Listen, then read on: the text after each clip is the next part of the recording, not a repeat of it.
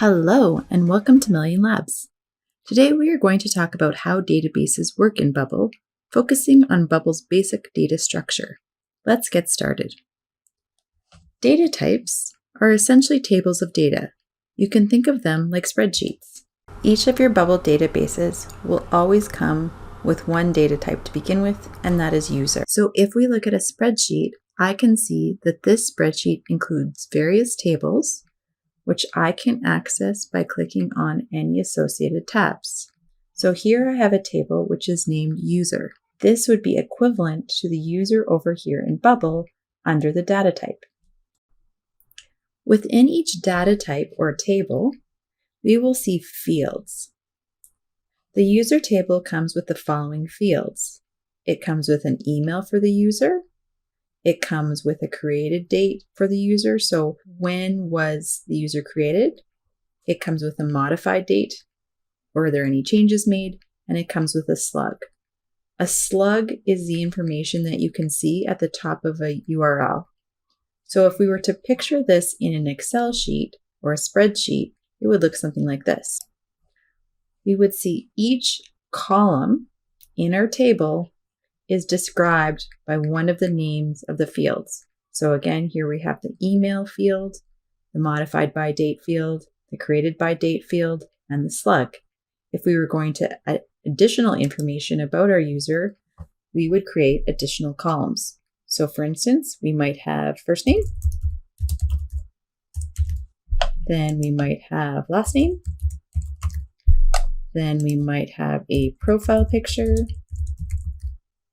etc. If we were to do the same thing in Bubble, it would look like this. First, under create a new field, we would add first name. In terms of field type, we have different selections. So you can see whenever you're adding a new field, you get to tell Bubble what type of information that is. So it could be of text, it could be a number, it could be numeric range, it could be a date, it could be a date range, it could be a date interval, it could be a yes or no selection, it could be a file, it could be an image, it could be a geographic address, or it could be any other table in Bubble. So in this case, we already have the user table, so it could be of the user table. If we had other tables, let's pretend we had a food table, you would also see food listed here. So in this case, we're going to go ahead and click type text.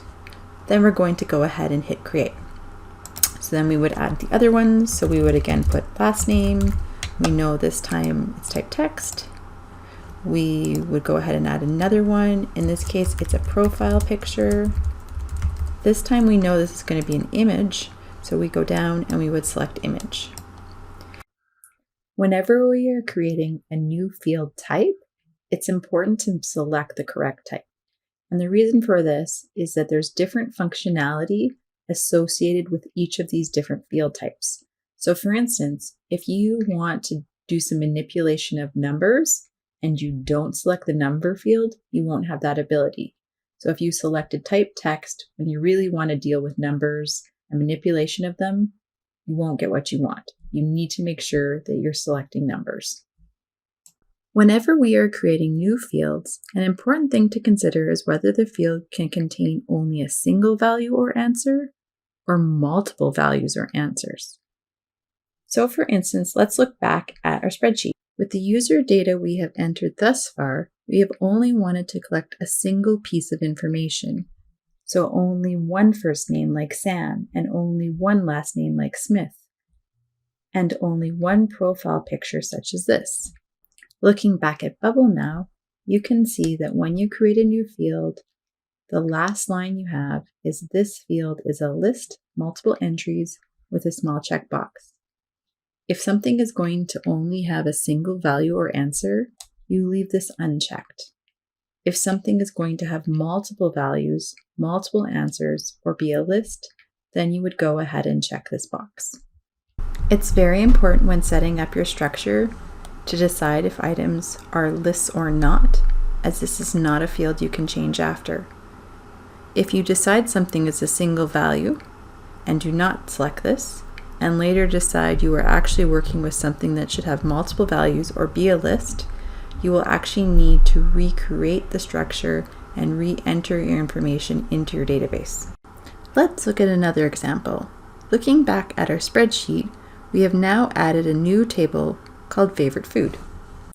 If we were going to add the same new table into Bubble, we would go under data types and add favorite food. We would now have two tables within Bubble, or as Bubble calls them, data types, that we could go in between. So we could click on user, and we could see the users fields, and we could click on favorite food and see the fields related to that. So now let's look at our spreadsheet again. We've added the new table of favorite foods, and the first column we want to add to it is favorite food category. In this pretend app, we want our user to select their favorite food category, but we have a choice. Do we want them to select one of these items out of the category, or do we want them to select multiple items?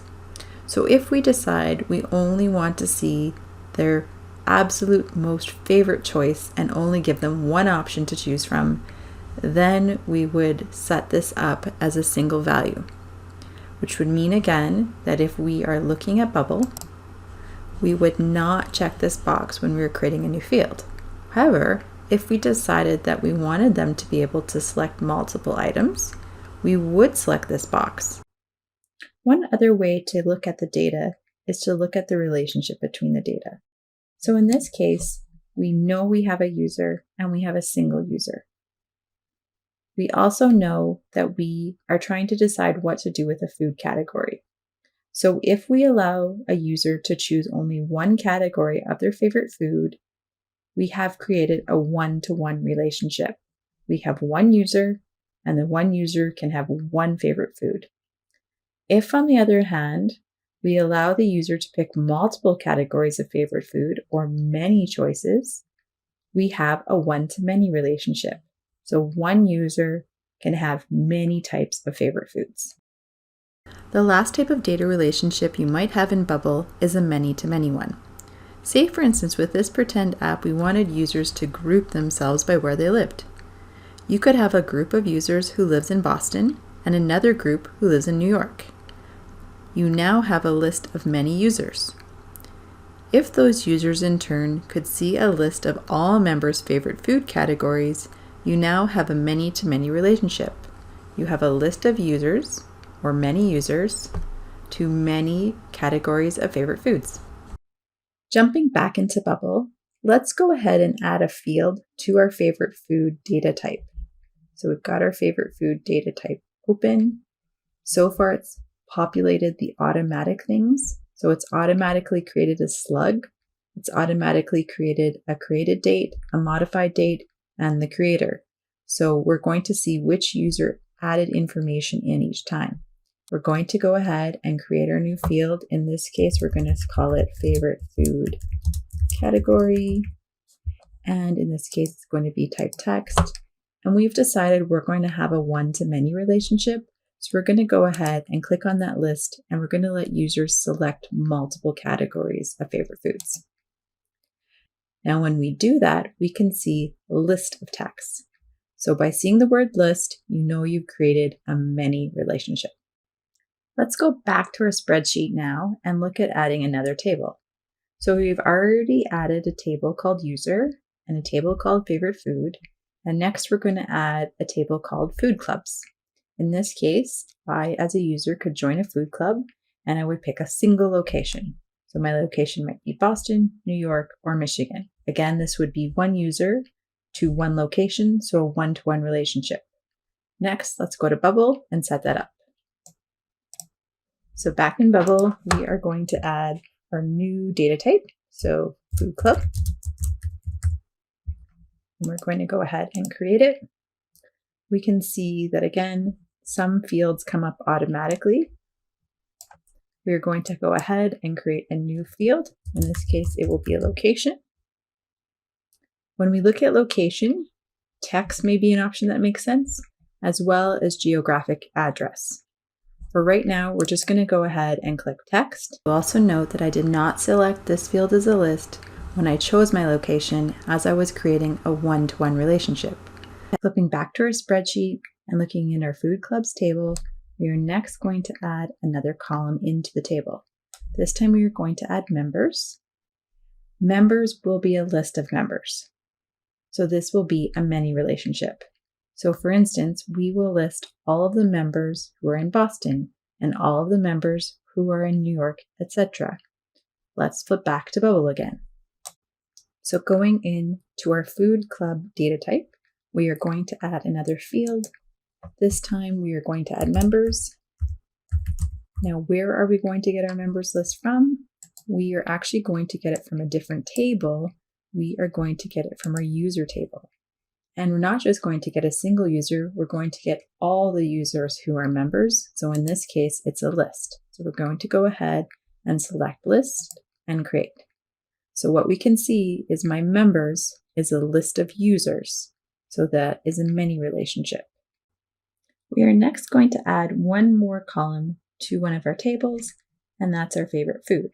So right now, a person can choose their favorite food category or choose multiple items in that category, but we don't know who's making the choices.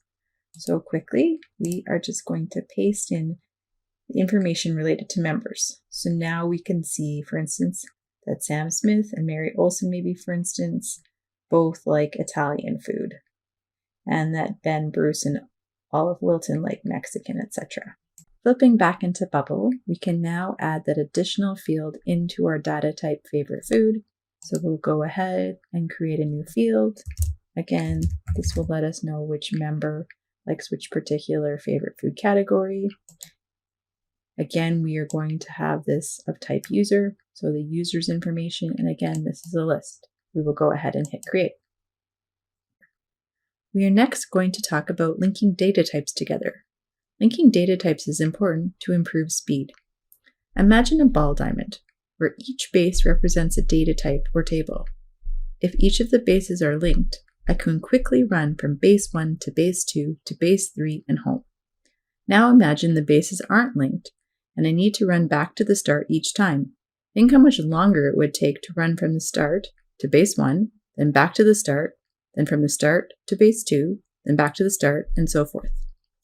Linking data also helps us to more easily send, use, or retrieve data from one part of our bubble build to another.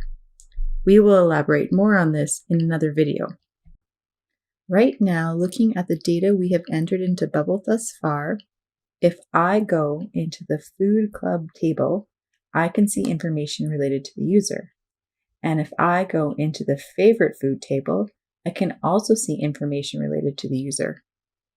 However, if I go into the User table, I cannot see information related to the Food Club, and I cannot see information related to Favorite Food.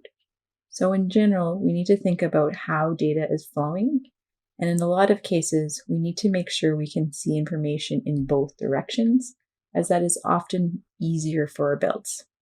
Let's have a look in Bubble directly to see this again. So as you can see, if we look at the User tab, we only have information related to the user. We have no links to Food Club or Favorite Food. If we look at Food Club, we can see information related to members, which is of type users. So back to this table. If we go to Favorite Food, again, we can see information related to users. So we have this linkage. So what do we do to fix this? Well, we go over to User and we add links. So for instance, we can go type new field and we can go Food Club. And in this case, we're going to link it to that other table. So we're going to find the Food Club. And then here's where we decide would they only belong to one food club or not. We're going to say in this case only one food club. And then back to user, we will also add one more field, and that's related to favorite food. So again, we find the table that's related. There's favorite food. And this time we said they could have multiple favorite foods. We go create, and now everything is linked properly, and this is going to make our life easier going forward. In the example we just talked about, we purposefully wanted to link our tables in both directions. You will not always want to do this, as in some cases, linking tables in only one direction will make more sense. We will go through some of the examples as to when you would link in one direction versus two in another video. You now have a general understanding of Bubble's basic data structure. Congrats!